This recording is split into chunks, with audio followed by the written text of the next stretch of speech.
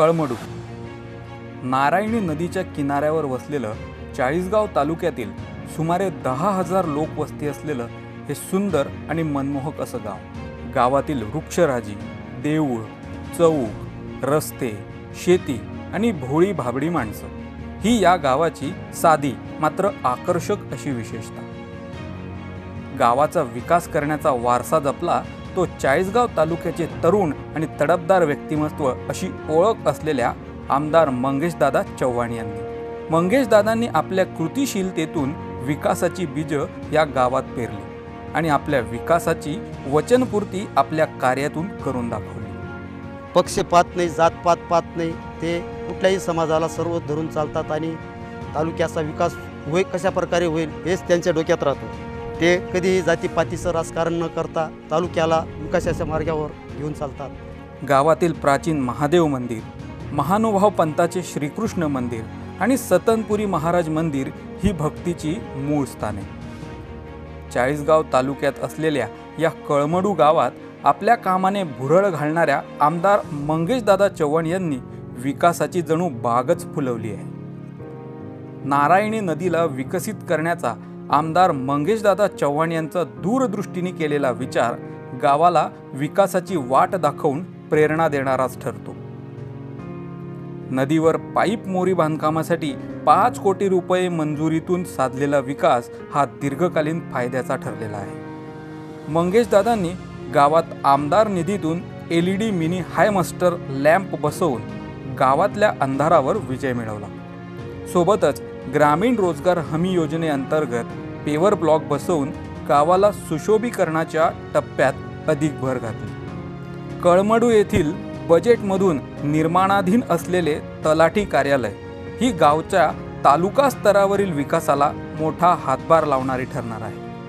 गावातील शहीद अमोल देवरे चौकाच्या सुशोभीकरणासाठी 17 कोटी रुपयांची मंजुरी प्राप्त करून दादांनी विकास साधला आहे।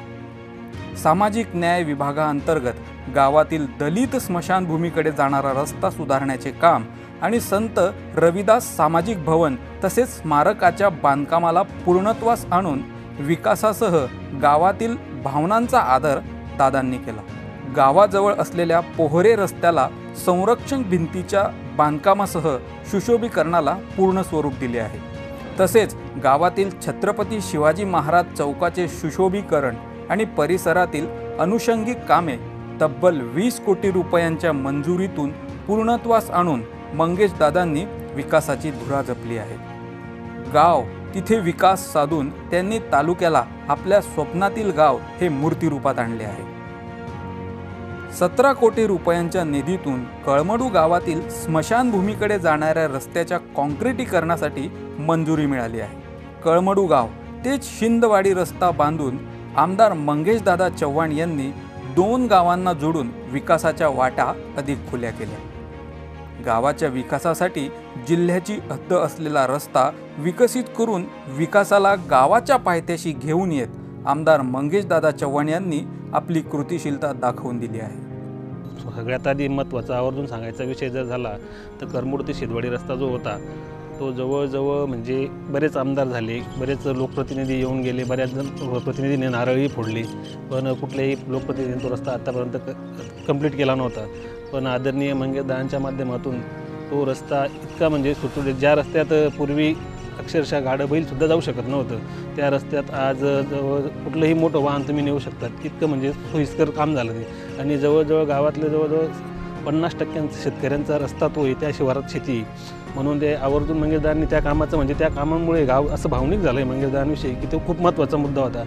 गावात आमदार निधीतून सार्वजनिक सभागृहाचे बांधकाम करून गावाला मुख्य विकास प्रक्रियेच्या प्रवाहात आणले। आता गावातील जनतेला कोणत्याही ऋतूत समारंभ साजरे करण्याची सोय होणार आहे। मंगेशदादांनी दीर्घकालीन विचार साधून महाराष्ट्र जीवन प्राधिकरणाच्या सहाय्याने वरखेडे धरणावरून कळमडू आणि इतर 4 गावांना प्रादेशिक पाणी पुरवठा योजनेतून जलयुक्त शिवाराचे स्वरूप दिले आहे। आता गावाला मिळालेल्या मुबलक पाण्यातून गाव अधिक सुजलाम सुफलाम झाले आहे।